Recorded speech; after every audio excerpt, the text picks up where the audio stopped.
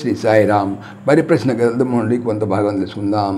ఇస్లాం సాధనలో ఒక స్థితిలో బాహ్యస్ఫురణ శూన్యముగునని మీరు చెప్పారు. అది ఎట్లు సంభవము? సాయి సాధనలో 10 స్థాయిలు కలవు. అవి సాధారణ శబ్దము, ప్రకంపనలు, ఘంటానాదము, తంత్రీనాదము, మురళీగానము, శంఖనాదము, ప్రణవనాదము, మేఘగర్జన, ప్రేలుడి శబ్దము. ఇక 10వది విశుద్ధ రూపము. ఇది ఇంద్రియాతీత స్థాయి. అప్పటి వరకు ఉన్న స్థాయిలన్నీ కూడా ఇంద్రియముల పరిధిలోనే ఉన్నాయి. ఇంద్రియముల కావల విశ్వరూపుడు పరంజ్యోతి అయిన భగవంతునిగా బ్రహ్మానంద స్థితి నెలకొని ఉన్నది. ఇస్లాం ఆ బ్రహ్మానంద స్థితి ఎప్పుడు ఉంటుందా? అటువంటప్పుడు దైనందిన జీవితంలో ఏమి సంభవిస్తుంది? సాయి ఆ స్థితిని సహజ సిద్ధముగా సంపూర్ణముగా గ్రహించినట్లయినా అది ఎప్పుడు ఉంటుంది. అప్పుడు ప్రపంచమంతా బ్రహ్మానందమయమే, ఎల్లవేళలా బ్రహ్మానందమే.